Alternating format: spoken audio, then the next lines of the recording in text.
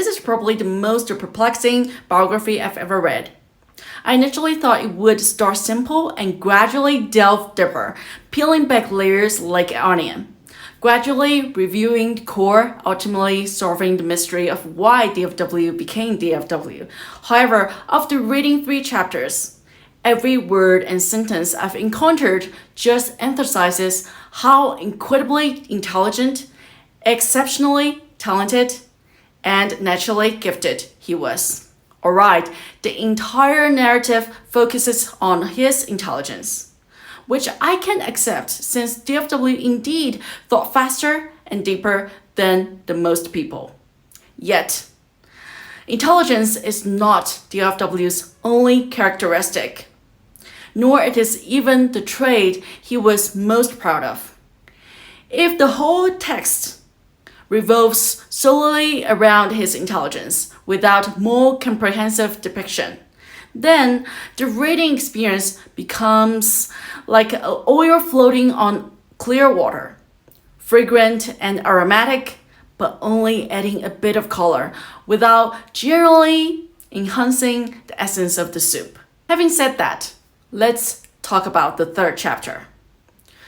The 1st chapter covers DFW's childhood. The 2nd, his university dates. In the 3rd chapter, we finally get to the long-awaited writer's moment. DFW published his first novel, The Broom of the System. We will analyze this novel later. After graduating from university, DFW applied for postgraduate studies. Since he decided to write, his work flowed smoothly, regardless of time, place, or situation. Whenever he wanted to write, he could do so effortlessly and without delay. This frequency amazed him, but did not make him lose his rationality. He understood that if he wanted to continue writing, he had to maintain his health, which depended on his mental stability. To stay mentally stable, he needed health insurance. The only way to qualify for health insurance was to find a job. And as a writer, the most feasible job was teaching. Although he was exceptionally talented and outstanding academically, he was only a bachelor and not yet qualified to be a teacher.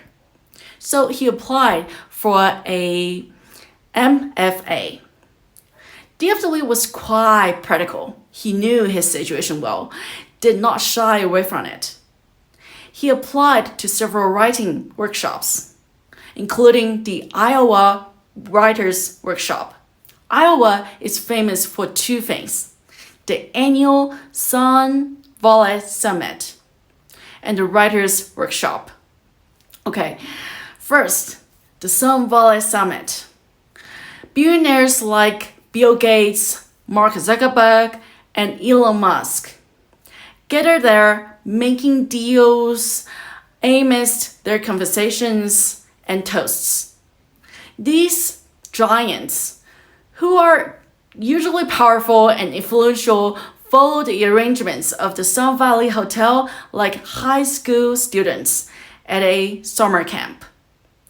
Second, now about our Writers Workshop. Participating in a Writers Workshop is about paving the future for writers. With guidance from famous teachers and support from peers, and abundant resources related to publishing, being part of it is like stepping into the publishing world. The workshop is not just about learning to write, but about funding jobs, networking, and sourcing a path to becoming a writer. Among them, the Iowa Writers Workshop is the top-notch. Since 1936, this graduate-level creating writing program has produced numerous famous writers. Every year, thousands of applicants compete for just a few spots. So, Which one did DFW end up attending? Not the LOR Writers Workshop. Instead, he went to the Creative Writing Program at the University of Arizona. The reason was very practical. The University of Arizona offered him an $8,000 scholarship, while the Iowa Writers Workshop told him he would have to pay his way entirely. Without hesitation, he chose the former. Being short on money wasn't a major obstacle. DFW was just sensitive about money. Even after he got a literary agent and had plans to publish a book, he was still broken, asking his agent for help with printing manuscripts. A graduate writing program teaches people how to become writers and write like writers. However, DFW seemed to already be on his own path to becoming a writer. In his own words, everything came so easily. He writes continuously. In the library, on the campus benches, in the coffee shops. He was a perpetual motion machine for writing, requiring no project or teacher to push him to work.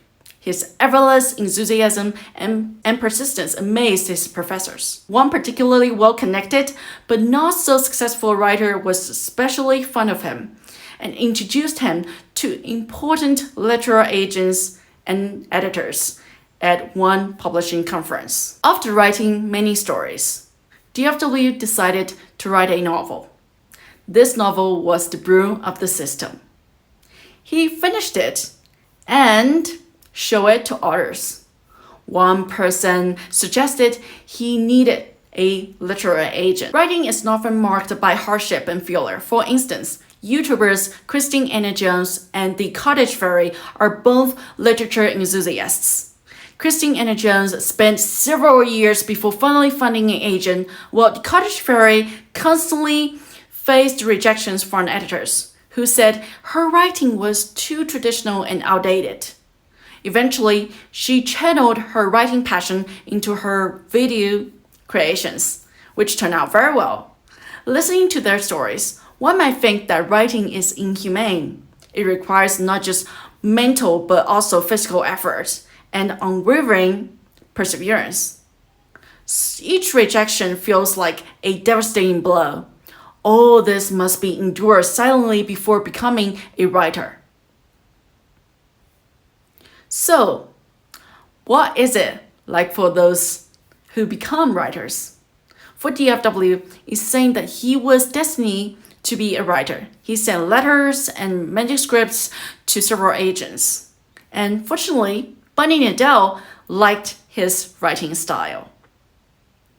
Bunny Nadell, only 1 year older than DFW, had just entered the publishing industry and was quite poor.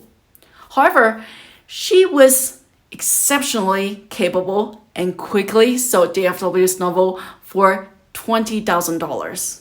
The next steps were editing, revising, a process that took 2 years, and waiting for publication. The most captivating part of the third chapter is the publication of The Broom of the System. Along the way, there are interludes about writing, dating, road trips with friends, applying for teaching positions, and becoming the teacher of the year. However, none of these episodes are as exciting as the anticipation of publishing The Broom of the System. After all, DFW was a writer. And nothing is more touching than how a writer publishes his first book. Yet this book somehow makes it the entire publishing process seem dull. Just writing, completing the book, finding an agent, revising with the agent and editor, and then publishing. That's it. Even DFW's reactions are described blandly. While reading, I couldn't help but wonder if a writer's life is inherently dull with nothing but writing. The most exciting parts happened in the writer's mind, and no matter how brilliant, they cannot be fully captured by author's words. So the text relies on other life experiences to fill into the gaps. In the first chapter, when I read the author's account of Dale Frost Wallace's intelligence, I was delighted and satisfied. I like DFW. What could be more exciting than hearing someone praise a beloved writer's intelligence, hard work, and kindness?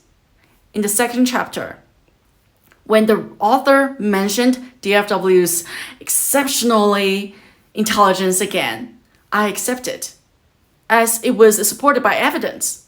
It felt great to hear such praise, repeatedly calling him the best student they've ever seen. But by the third chapter, with the author continually praising DFW's intelligence and describing teachers being awed by his brilliance, I found it unbearable. It really is unbearable. Is there no end to it? Can we move on to the main points? I know he is intelligent. So let's move past that and talk about something else. Of course, this book's issue don't just end there. Another aspect that frustrates me is its writing style. D.T. Max piles up details without making it clear why they are presented together. Even after reading, there isn't a clear, overanalyzed portrayal of DFW. He remains hidden in some corner of the text, waiting for me to discover him. This vague feeling is truly exasperating. To me, reading is about clearing the fog, drawing back the curtain to reveal a deeper, multifaceted world, showing a more authentic human being, someone who can be intelligent, clumsy, successful, or a failure. They can be selfish, or generous, rational, or neurotic. They can be black and white or so colorful that they are blending. I see this person as a oddball who shares their strange, spine-chilling personal thoughts and behaviors. They are themselves. Their soul residing within the text, unbound by oily norms. Free to be themselves, their every action and thought deserve respect and understanding, making them worthy of my trust. I hope to see such a DFW. But so far, this book keeps layer of a film between us. No matter how hard I try to move it, the film remains unmoved. Nevertheless, I will keep reading, hoping to find a more real DFW in the next chapter.